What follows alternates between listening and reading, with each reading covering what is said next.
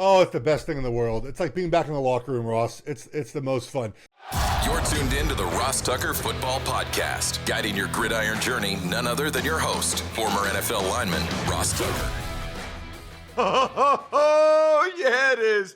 But it's not just any Ross Tucker Football Podcast. It is a Wisdom Wednesday, presented, of course, by DraftKings. Thank goodness for those dudes. Hopefully, if you're playing best ball here in Best Ball Week, I'll be talking with Joe Dolan a little bit later on today on the Fantasy Feast podcast, all about best ball. Use the DraftKings app. Use the code Ross. Anytime you're betting on anything, DK Sportsbook app, use the code Ross. And while you're at it, I know you're on some social media platform. Why would you listen or watch the show and not follow me on the social media platform? That doesn't make any sense. At Ross Tucker NFL, Twitter, Instagram, Facebook, TikTok, at Ross Tucker Pod has the 2 or 3 best clips from each show. So Fantasy Feast, Even Money, College Draft, Andrew Brandt's Business of Sports, and of course, the Ross Tucker Football Podcast. Already looking forward to talking with Greg Cosell tomorrow about quarterback play, the guru. Today, though, we're getting our wisdom from a guy I've been buddies with for a while now. We're part of the select group of former offensive linemen in the media. He had an excellent 8-year career, got a nice contract when he went to the Giants after he was balling out for the Chiefs. Got a lot of gigs going on in the media now. Of course, I'm talking about Geoff Schwartz. It's Big Show time. The Big Show. All right, Geoff, a lot to get into. I know you're always kind of dabbling with several different companies like me. You're like my brother from another mother when it comes to our media careers. Give me the latest. I actually know the latest, but give the audience the latest with where they can find you and the things that you're doing. We have to grind, Ross. I mean, we're grinding offensive linemen, right? That was our NFL career. Now we're doing in the media. I work for Fox Sports. I do a lot of gambling coverage for them. I got the Bear Bets podcast with Chris Felica. We've been doing the soccer Euro and Copa this summer. Obviously, we'll get back into football very soon. And then for SiriusXM, I'm kind of all over the place. I hope to find a home this year on Big Ten. My beloved Pac-12 radio station and conference, Ross, is no more. So I should be over on the Big Ten fairly soon. I'll be at Media Day in Indianapolis a couple weeks. Media Day, I know we were talking about this beforehand. I think you're going to Media Day for the first time this year. The Big Ten Media Day, Ross, is 3 days. The SEC is 4 days. That's a lot of Media Day. 1 day to me, maybe 2, is about right, but I'm excited to immerse myself in the Big Ten Conference coming up soon. So I love that. I'm so glad you mentioned that, your beloved Pac-12, because I actually wanted to ask you about that before we get into the O-Line Mastermind stuff, because Geoff's, integral to what they do there. I'm attending for the first time on Friday. I'm actually, in Vegas right now, today and tomorrow, for the Mountain West Media Days. But before we get into the O-Line Mastermind stuff, because I'm hoping you can prep me and everybody else, really, I guess before I get your thoughts on Oregon going to the Big Ten, I'll get your thoughts on the end of the Pac-12. Because not only did you play at Oregon, Geoff, correct me if I'm wrong, you grew up like in L.A., like SoCal, right? Yeah, my parents are Bruin alums. So that, I honestly, dude, I got to be honest with you, I honestly can't even imagine. Like, that is brutal. Like, that was your childhood? Yes. Those were your college years? Just walk me through. I mean, it's been out for a while now. It's not like this just happened last night, but just sort of your emotions about there being – I always felt like the Pac-12 was like one of the 2 or 3 most important conferences. Yes. It was the only conference out there. Yes. I mean, look, 1915 was when it was founded, and it's disappeared very quickly because of greed and money and hubris and all the reasons that we've discussed. Ross, it doesn't feel right. It still doesn't feel right. In Oregon, my school, UCLA, my parents' school, I mean, we ended up fine. We're in the Big Ten. Like, we won if there's a winner and loser in this whole thing.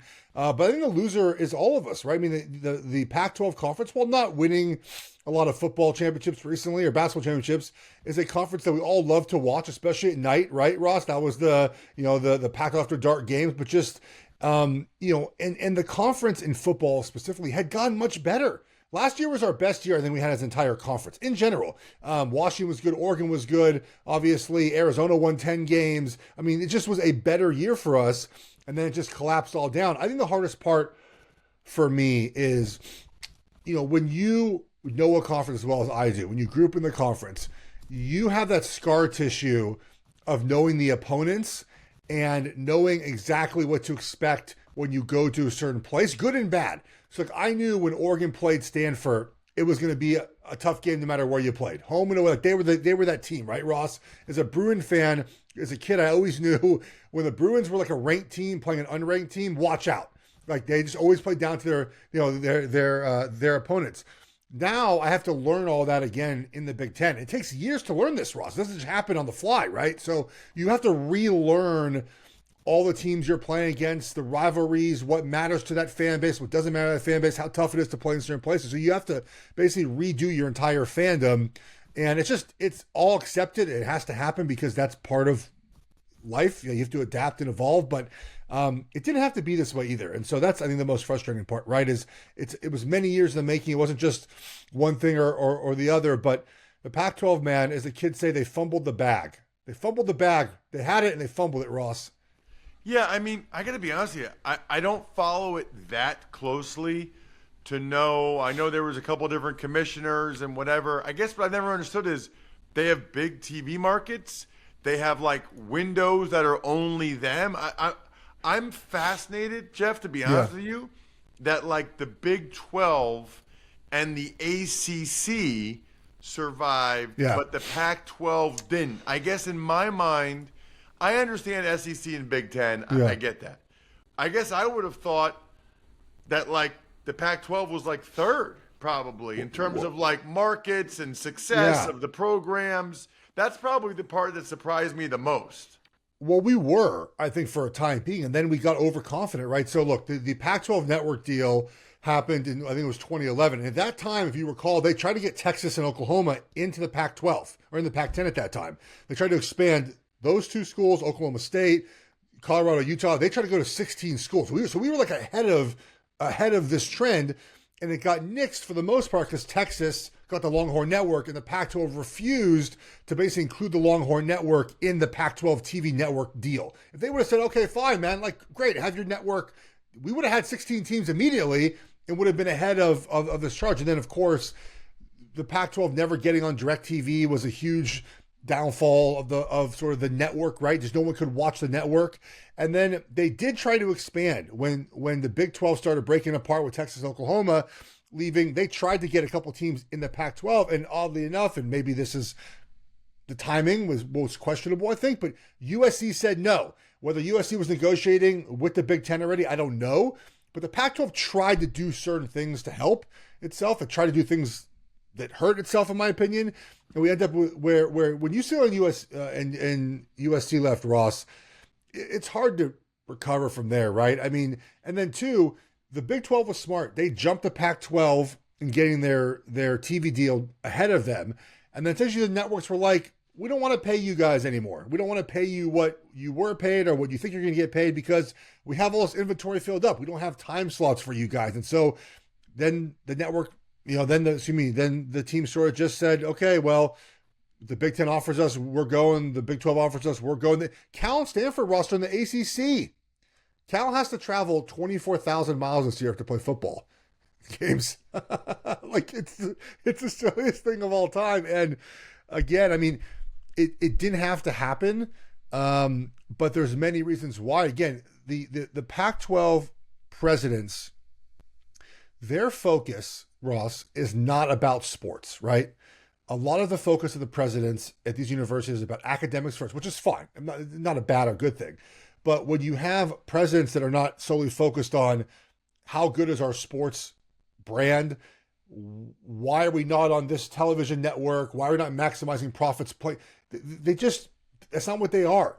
It's not what they're ever going to be. And so they just fell behind, Ross, and ended up being the last one left and got picked apart by their conferences. Wow, it's wild. The last thought there is just your thoughts. Let's spin it forward. Your thoughts on your alma mater, Oregon, being the Big Ten. Yeah. Well, it's definitely going to be a little bit odd, as I said, with just learning about the new teams and learning about new matchups and new traditions at these schools. But the one thing that was hardest for me when UCLA and USC left originally was the idea that, especially UCLA, that has not won a conference championship since 1998 in football, right?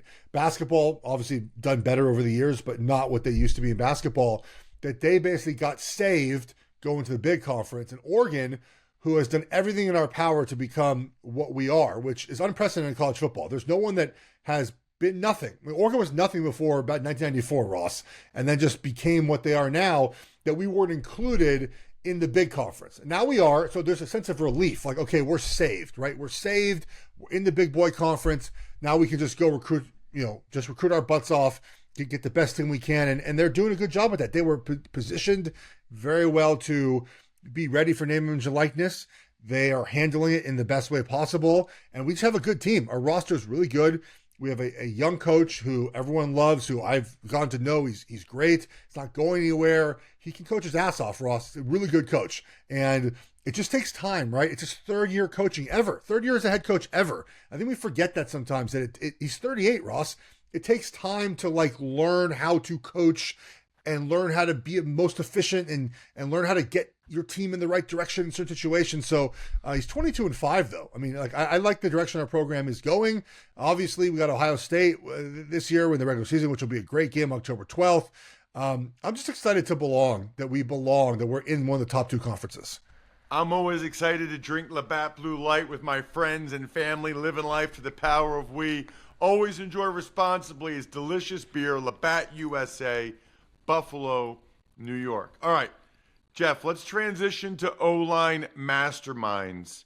I'm coming on Friday. I cannot wait. How would you describe it? I mean, I have some idea, obviously, but for my listeners, and people watching us, youtube.com/Ross Tucker NFL, how would you describe, what is O-Line Masterminds? Oh, it's the best thing in the world. It's like being back in the locker room, Ross. It's the most fun. So, it's had different iterations over the years. And this is our 7th year doing it. It started as really just a professional offensive line summit, right? There were 30 of us in a conference room, and we just talked about offensive line, defensive line, and just the pros, we just kind of shared ideas, shared techniques, watched film together, talked about training, talked about rehab and prehab and all those things that matter to offensive linemen and getting ready to play the season.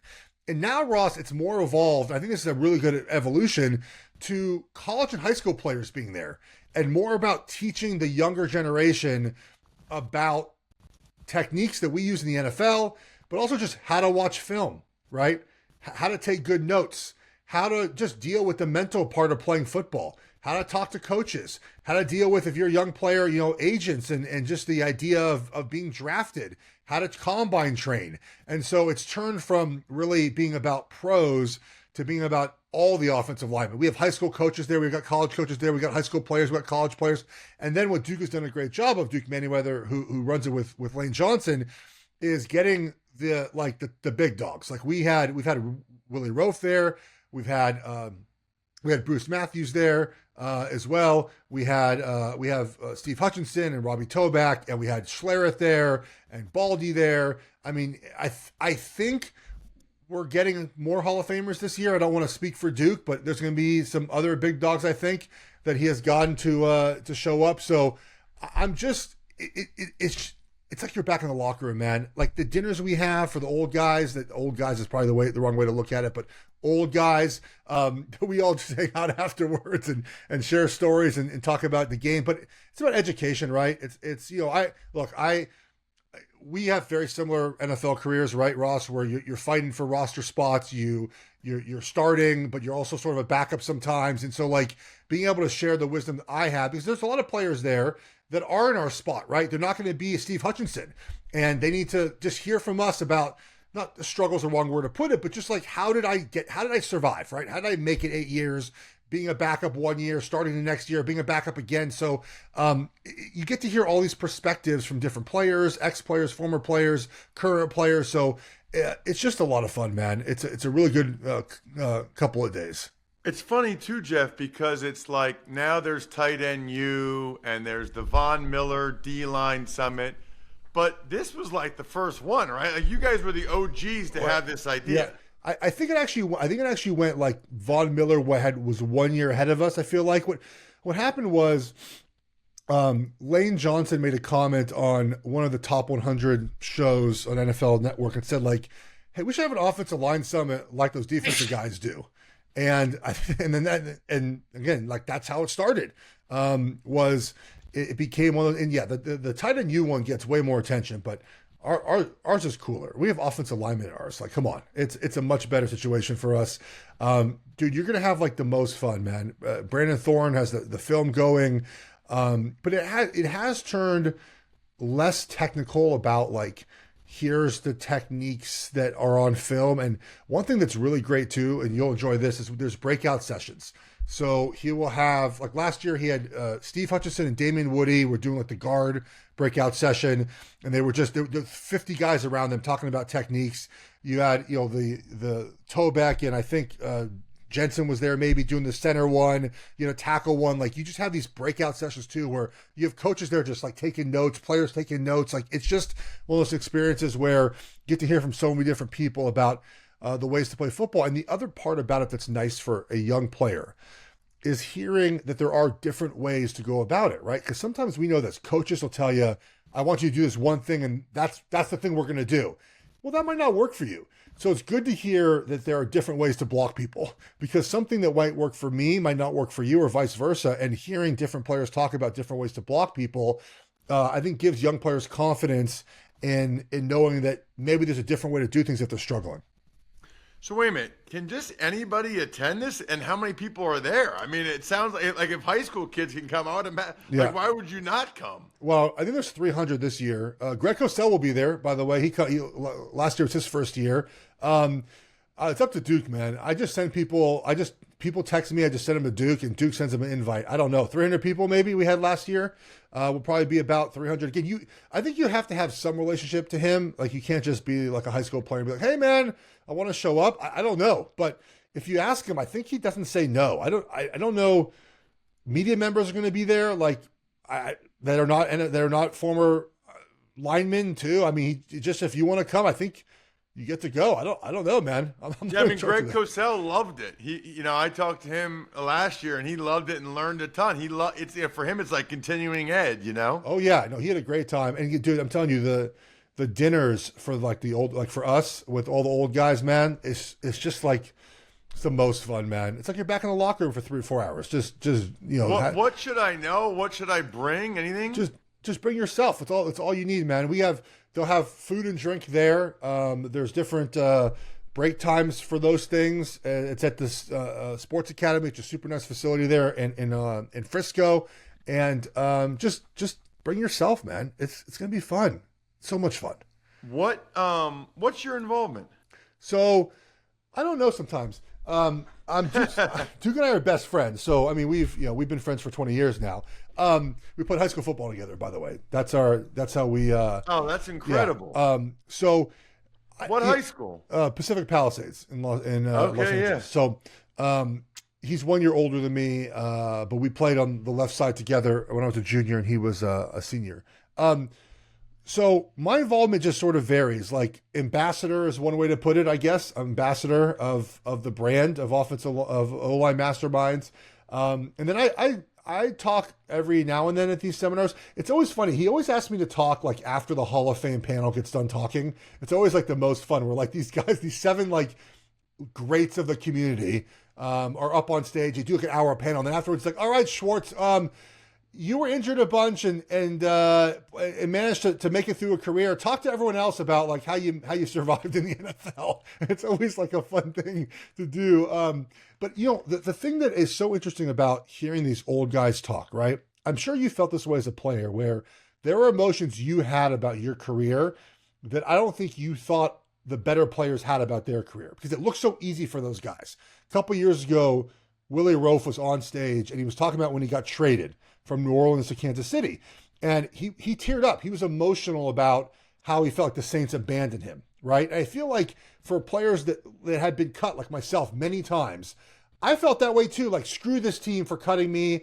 But I never thought the older guys that were successful ever thought that way, because they had money, they had fame, they had Pro Bowls, they had All Pros, they had Super Bowls. And to hear an older player, a Hall of Famer, talk like that, it really, for a lot of us, like, validated our feelings too. And so you get to hear these older players, I hate using the word older players, but they are retired players, Hall of Famers, these guys with these Super Bowl rings, gold jackets, talk about the emotions that you had as well when you played or are playing. It makes you, I think, feel better about your thought process as well.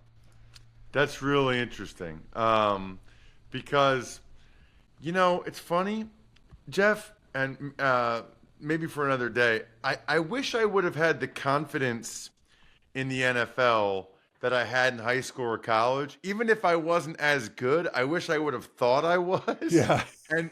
But like, once you get cut, it's just different a little bit. Awesome stuff. I can't wait to see you on Friday. Can't wait to see what this thing's all about. Check him out on social media at Geoff Schwartz. He's got a bunch of different podcasts going, which is amazing. Thank you so much for coming on the show. Thanks for having me. See you Friday. Tuck's Takes. All right, Ross. So Steelers quarterback Cam Sutton, he was suspended the first 8 games of the season for violating the league's personal conduct policy. And he didn't even appeal it.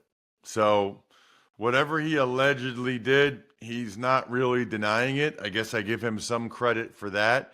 I'm going to talk to Greg Cosell about him tomorrow, because he was really good for the Steelers 2 years ago. Got big money from the Lions, and then he was not good last year at all. And they were probably happy they could get out of that contract. And then the Texans, they signed defensive end Jerry Hughes for his 15th season. Unbelievable. Absolutely unbelievable. In fact, I'm going to make this, Jack, my Labatt take of the week, presented by Labatt Blue Light, the pristine Canadian Pilsner. Enjoy your beers together so you can live life to the power of we. Always enjoy responsibly. Beer, Labatt USA, Buffalo, New York. People ask me all the time, like, the players that impressed me the most, or guys you went against, or whatever. It's guys like Jerry Hughes. These are the guys that I look up to. These are the guys that I'm in awe of. Not like Peyton Manning or Randy Moss or any of these skill guys or famous guys. Jerry Hughes has played 218 games, regular season games, in the trenches at 254 pounds. He's going to play football this year along the line of scrimmage at 36 years of age, his 15th year. I just can't tell you the amount of respect I have for any guy that plays 10 plus years, 100 plus games, and lines it up every single week. The mental and physical toughness that requires is mind-boggling. And then, according to Sportico, the national revenue for the NFL hit $13 billion for 2023, which amounts to over $400 million per team. Right, and Jack, that is just the national revenue, right? So I think I've seen some reports where the local revenue is probably about $7 billion, right? So national is like the national deals, the national TV, national radio, whereas the local is ticket sales and stuff like that, and parking and concessions. But so that they're up to $20 billion, which is great because NFL players get 48.5% of every dollar that comes in. And so that's why the salary cap keeps going up. That's why the salary cap for NFL players is $115 million more than the NBA, because it keeps going up the way it is. So it is interesting, though. Now, the salary cap's $255 million, and the teams get $400 million essentially just from like the national TV stuff. So they can pay all the players and then have a lot left over. Although I will say that salary cap number It's actually higher than that when you take into account all the players' benefits, probably like another 30, 40 million. So players are probably close to almost 300 million at this point. Awesome stuff today from Geoff Schwartz. Make sure you check out today's Fantasy Feast podcast because it's best ball week at DraftKings. Always excited for Greg Cosell tomorrow and the O-Line Masterminds on Friday. I'll probably have a lot to say about that on Monday. Other than that, I think we're done here. Thanks for tuning in to the Ross Tucker Football Podcast. Make sure to also check out Even Money, Fantasy Feast, and College Draft, all on the DraftKings Network on Samsung TV Plus, YouTube, or subscribe to the podcast on your favorite platform.